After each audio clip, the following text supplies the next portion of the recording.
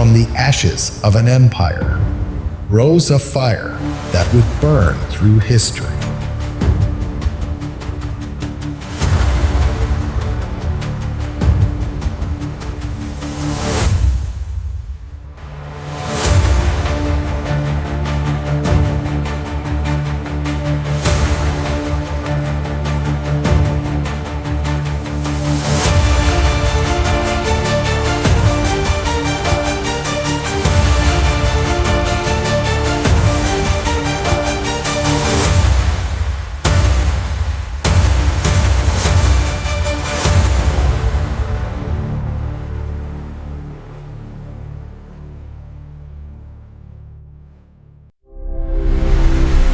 Alexander, son of Philip II, became one of history's most influential figures. His story began in Macedonia, shaped by education and preparation for power. From a young age, Alexander studied under Aristotle, learning philosophy, politics, and history. Alongside theory, he trained rigorously in combat and warfare. These skills prepared him not only as a prince, but as a future commander. Even in youth, he dreamed of distant lands and conquest. His relationship with Aristotle continued as he matured, shaping his political outlook.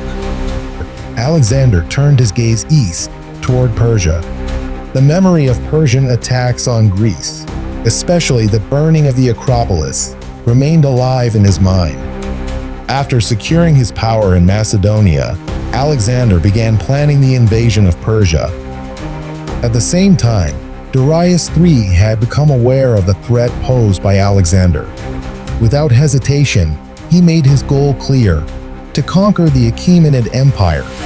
Before departing, he addressed his well-trained army and prepared them for war.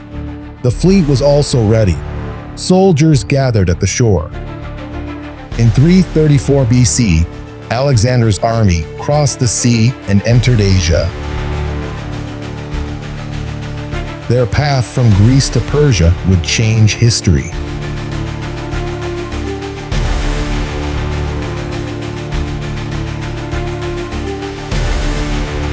Upon landing in Persia, Alexander stepped onto enemy soil. His forces moved through difficult mountain terrain.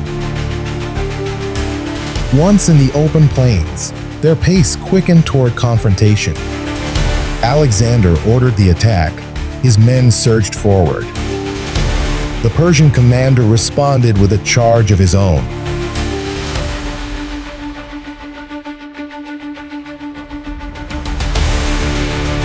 The armies clashed in brutal combat.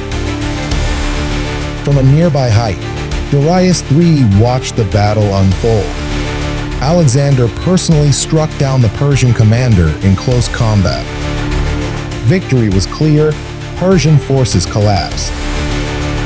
Darius III, wounded and abandoned, died in the desert.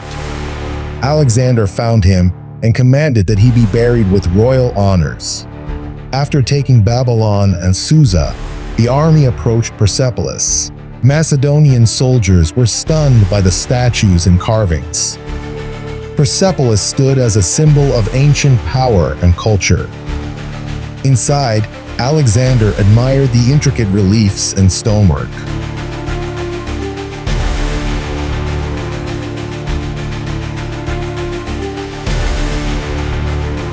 For a moment, he fell silent, overwhelmed by the weight of what stood before him. Deep beneath the city, sealed vaults were uncovered. Chests overflowed with jewels, gold, and royal artifacts. Soldiers walked through endless halls, filled with unimaginable wealth. Alexander stood among the treasure, silent and reflective. Dozens of soldiers gathered, surrounded by the riches of an empire. A grand banquet was held in the palace after the conquest. Among the guests, a woman named Thais captured attention with her dance. She whispered in Alexander's ear, "Let us avenge Athens." Alexander grew quiet, visibly troubled by the idea. Suddenly, He grabbed a torch and lit a curtain ablaze. The soldiers, following his lead, rushed into the palace with torches. At the gates, flames spread quickly as more fire was thrown inside. The palace of Persepolis was engulfed in fire.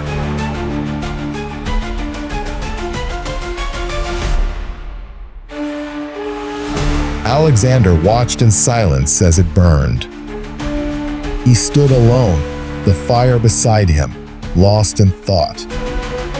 Tais too watched the flames, silent now. Tablets, scrolls, and inscriptions were thrown into the fire. An old man watched in sorrow. He knew what was being lost. Knowledge that had endured centuries turned to ash. Alexander and Tais exited through the flames, leaving destruction behind. The palace collapsed in slow ruin.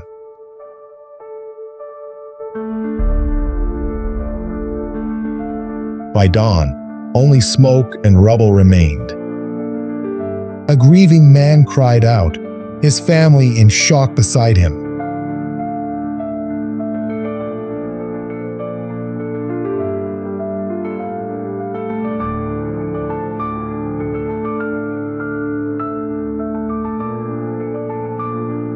From above, Persepolis was nothing but ruins and dust.